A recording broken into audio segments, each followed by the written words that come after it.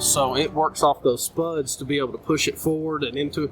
So he's able to go from here around there, and it goes down and just moves back and forth, and it almost looks like he's not doing a lot. And it goes through a pump to go into that pipeline, and we'll follow that pipeline back up. And the state likes it because very low impact. You can see that we're sitting here. So the debris is being sucked out of the lake. And the debris is being removed. I'm assuming there's water with that. I'm going to show you. Yeah, it's 90% water, and that's what that's the big challenge here is we're pumping 90% water if we're doing good. Up to with the water involved, but inside that tube, that polymer is allowing those bigger particles of sand and sediment, the colloids, to fall out, and the free water actually comes to the top. And this is actually kind of like a silt fence type fabric, so where this is porous. This is porous, okay, yes, and it's actually more porous than what the particles are that we're pumping. So the holes are bigger than the particles we're pumping. But over time, once you seal this bag off, there's a method in this where when you first start pumping, it actually starts to create its own filter within the bag, and it actually filters out very fine particles within it. So it captures the sediment within the bag, and the free water, the clean water, actually comes out and breaks over the top of it, rolls through this plastic, and is returned right back to the lake. So that's the neat part about it. And then in the end, whenever we're done to this, there's a certain time where you can only pump until that and have enough retention. We're able to just sit, dewater.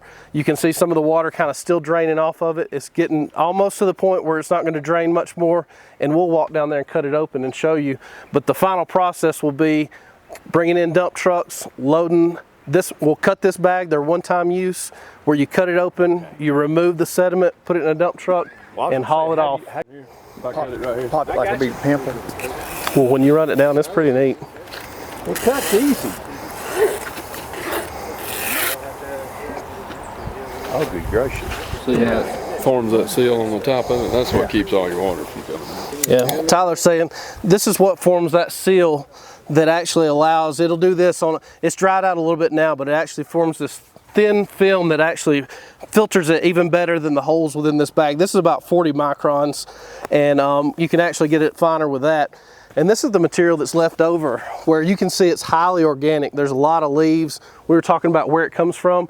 It's not all off construction sites. Yeah. That's high organic matter, which at this end of the bag, when we're pumping at that end, this is the finer stuff that floats and moves a little bit more.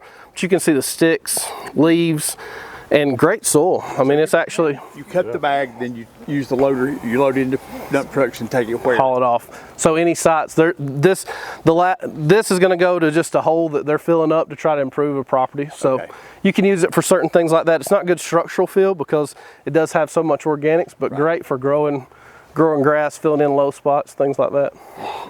Into the tube, where some of the finer organics and silt come down to.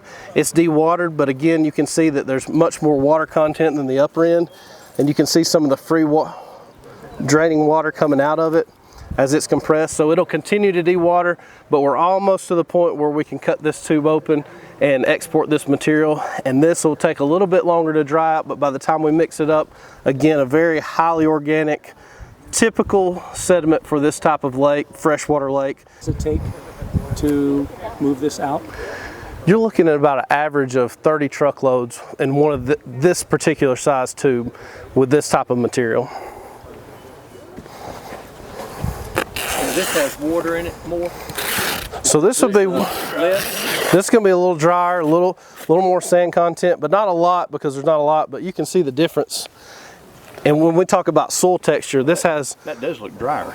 That is drier, and that's got, when you talk about more sand, see the free water is not coming out of it like the other one? It also didn't have the sticks and leaves or wherever you had down there. That's correct. And that's a sandier, that's probably, this is a fine sand. It's down 50 micron and less, or 50 mesh and less, but not great for like concrete sand or anything like that. Still too many organics, too much mica. But that's the variation between it separating out. So this will settle out first, but a little different. But by the time you mix it all up, we use this. That didn't have the little... Nope.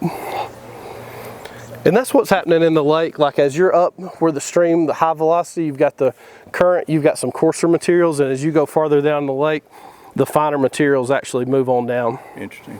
You find it, so, and you'll be, you think 2 months doing your... Around about 2-3 months. 3 days to fill this up.